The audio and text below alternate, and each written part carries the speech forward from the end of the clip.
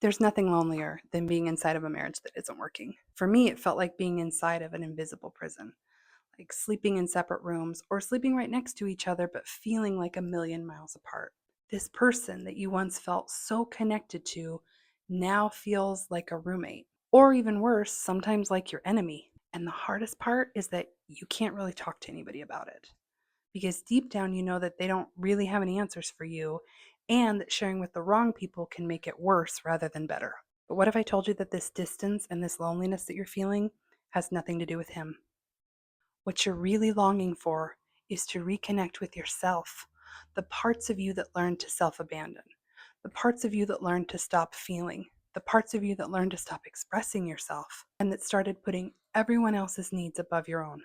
That's the disconnection you're feeling because when you live like that, where you're managing everything and everyone else and dismissing yourself over and over and over in all the tiny moments and the big, you become depleted, angry, resentful, disconnected, and lonely.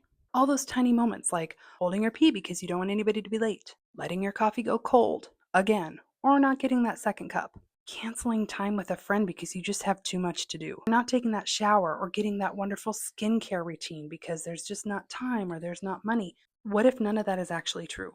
What if it's not that your life is too busy? What if it's a pattern, a habitual way of thinking and reacting that is wired into your nervous system to keep you in survival mode, where everything is predictable and everything is familiar, but nothing is happy? You're surviving, but you're not thriving. That is the work I do inside of the Relationship Reset Group. It is a small, intimate gathering of women who are doing the same work, a safe space to share your story, to be witnessed, but also to have access to ways to interrupt those habits, to understand them, to have a new perspective, and from that awareness, start making better choices for yourself so that you can come back to yourself and get that connection that you've been longing for and the added connection of other women that you can actually talk to. Returning to the woman who you actually are, who loves herself, who honors herself, and gets that connection and reciprocity in relationships that she longs for. It's an inside job. And if this is your season for working on that, check the caption for details on my next group. Okay, love you. Bye.